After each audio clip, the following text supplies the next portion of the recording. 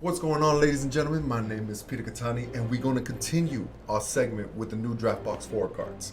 Now, I wanted to show off this card a little bit. Problem is, you might question my leader choice. Now, I promise you, it's an entertaining deck. Probably local levels, but still entertaining. Let's check it out. All right, for the leader that I chose, it was Pilaf. You know, he's really strong. You don't know it. Don't let the size and what people say about him. He's good. And though small in stature, I think very big. I have all the qualities needed to rule the world. His auto is once per turn, when you swing with a battle card, give it 5k and search for a Dragonball and add it to your hand.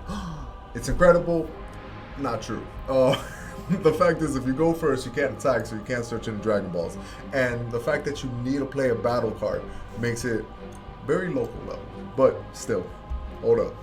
His wish ability is if you have 7 Dragon Balls in the drop area, you can flip it over to the strongest character in DBS. Who, me? Yes, you. He wants my bacon. Nah, I don't want your bacon. I taste awful. I don't exercise. I eat nothing but... That's cool.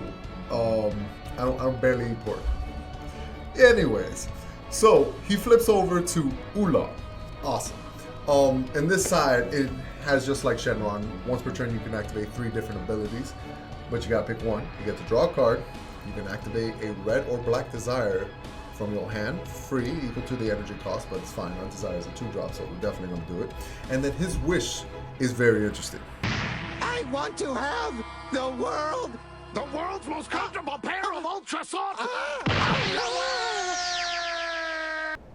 Now, that wasn't the wish I was talking about. What you actually get is when you activate this wish, you draw 3 cards from your deck and then choose one of your battle cards and give it 15k power for the duration of the turn. At the end of the turn, you flip this card over. All right, interesting. Let me show you some card choices because I promise you it's completely different from any other red deck out there right now. First off is Baba. Baba's is a 1-drop auto. When it comes into play, you go through your deck and you can send a Bandage, a Spike, or a Sun Gohan. By the way, this is Sun Gohan. It's not the kid, it's the grandpa, but the grandpa raised Goku and Goku named his kid Sun Gohan.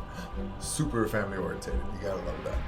But it can send either or to the grave, and then you can bring out a Bandage from the grave onto the field. And Bandage is a blocker with an auto that if it gets destroyed, you can bring out a Spike from the drop area.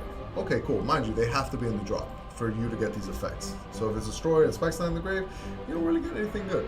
And if Spike gets destroyed, you can get a Sun Gohan from the drop area. So Sun Gohan could be this one or this one. There's 5 targets and there's a lot of million here, but we'll talk about it in a sec.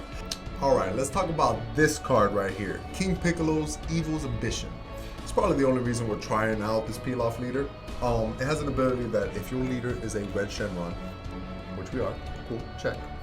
When you play this card, you can send up to 3 Dragon Balls from your deck to the grave. As long as you send 1, you can search a King's Return to Youth and automatically activate it. So, pretty cool. It's not that it gets added to your hand, you gotta wait to pay 1. No, if turn 1, you played this, cool. You send, let's say, 3 Dragon Balls to the grave, cool. You automatically activate this, and what this card's effect is, you can search for another King Return of Youth and this Piccolo right here. The only reason this package is in here, because you kind of want to play this so you can awaken real quick, but you want to get value off it. Normal 1-drops normally draw you 1 card. This guy doesn't do it. He has an ability to search these. So we play 2 of these just to search 1. If you get to activate the ability to search another copy and this Piccolo, that's even more value. Perfect. As long as we get 1 off this draw, I'm happy. That's really what's in there. Worst comes to worst, the other copy, just charge it. Cool. You need energy to charge, so that's a free card. Spike is a card that it has 6k, but when it attacks, it gains 9k more, so it becomes a 15 beater. Perfect to hit awaken cards. And if it gets destroyed, again, you get to bring out Sun Gohan from the drop area. Next is going to be Burst Attack Sun Gohan. We pretty much use this just in case our hand size gets low. This will help us fill back up because if your hand is a 4 or less, you get to draw 2 cards when you attack. Awesome. It's also a Saiyan, which is really good with familiar bonds, but again, we'll get back to that in a sec. Our 30k Vanilla Gohan. very strong, mostly because if this 2-drop dies, a 30k comes out for free. Pretty good. Or if this dies on our turn, we can bring out this guy.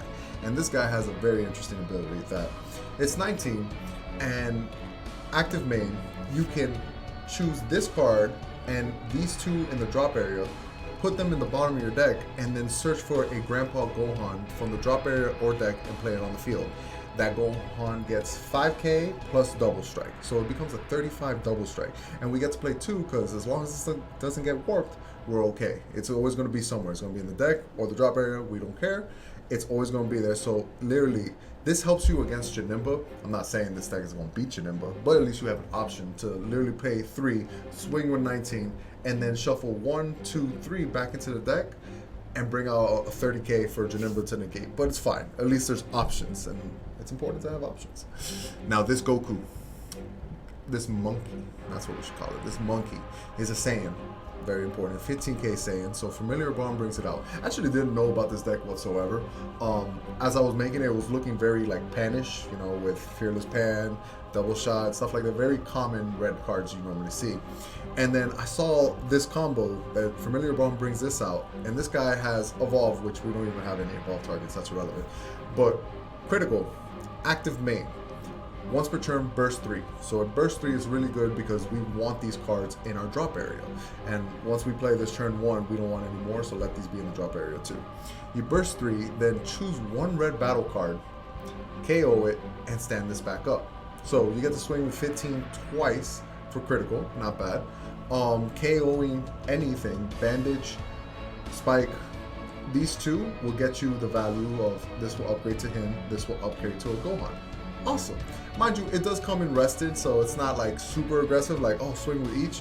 They come out rested, which kind of sucks, but if you KO this one and bring out this Gohan, you can just activate the ability even when it's rested, because the new one you're going to bring out comes out active, so it puts a little bit of pressure. Not bad. This Piccolo is only used because it's search. We can search it, and then worst comes to worst, we can actually play it. It's double strike with a permanent that as long as this is in your drop area, he becomes a 3-drop instead of 4. He loses 1 cost. Pretty cool. Active main, once per turn, sparking 10. You need 10 in the drop area, which shouldn't be any problem. You can send one of these cards to warp to stand this back up. Alright, so we have 2 standards. With our wish giving something 15k more, we can make this a 30k swinging twice, or a 35 double strike swinging twice. Synergy. Again, very local level, but if you pull it off, you think it's really cool. This is the draft box card that we're going to talk about. I understand it's probably not in the best deck to play, but let's say you go against U6 in the locals, and you know that guy's trying hard. He wants to win, and you're going to make his day. You're like, I got the card for you. Once you get to turn 3, you're pretty much going to be playing cards for free because the Desire is going to play it for free. You're going to bring out the monkey. You're going to do the whole combo. Awesome. And then when your opponent tries to do something, go off, bring a big board, and you're at 3 energy, you're like, haha, counterplay, minus 20, and you kill everything U6, but like everything. Other than Kaba's leader's ability, when he's trying to awaken, pump something by 5, kind of cool, but they awaken by turn 2, so that's going to be irrelevant. This guy, minus 20, even gets rid of Champa Vado. It's actually the one card I truly hate, because if you're not playing red to minus that card, it's super hard to get rid of. Yes, you can negate the skill and like bounce it, but that's like in a mirror match. So this card answers Champa Vado, so it can't save itself. And it's just good all around. In any other matchup, it's totally fine because it beans your leader and a minus 20k, so you're not going to get attacked. This super combo we're playing, it's when your life is at 4 or less, and that's not great, but it's a Saiyan, and again, we're playing Familiar Bond, so worst comes to worst, if we're not getting a monkey or burst attack, we're getting a super combo release for defense or aggression. After Image Technique, it's probably one of the best things against U6, and from what I'm not mistaken, in San Diego, Victory Strike won. So if this deck beat Victory Strike, I'm very impressed. Why? Because we have After Image Technique. Familiar Bonds. All right, let's talk about this card for a second. In all areas, it's Desire. Cool. Active main, if your leader is red, well, we are, you can choose 1 Saiyan, 3-drop, 15k or less from your drop area and play it. Then you can search 2 Dragon Balls and add them to your hand. Okay, so we have, let's see, 6, 10 Saiyans. So as long as we even swing combo, we have a Saiyan in the grave, then we can play this, bring it out for free, and then search 2 Dragon Balls. So turn 1, we mill 3, get a plus, awesome. That's 3 Dragon Balls.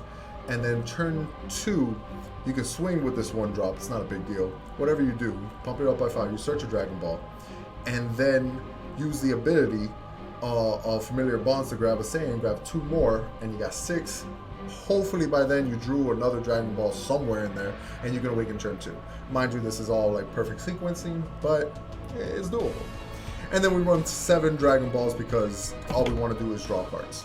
We don't play the Superstar, the Super Dragon Ball, because you don't want to pay 2. Your 2 is going to be Familiar Bonds, and you don't want to play the 1-star ball because your turn 1 is going to be Baba or this King Piccolo. Or Bandage, why not?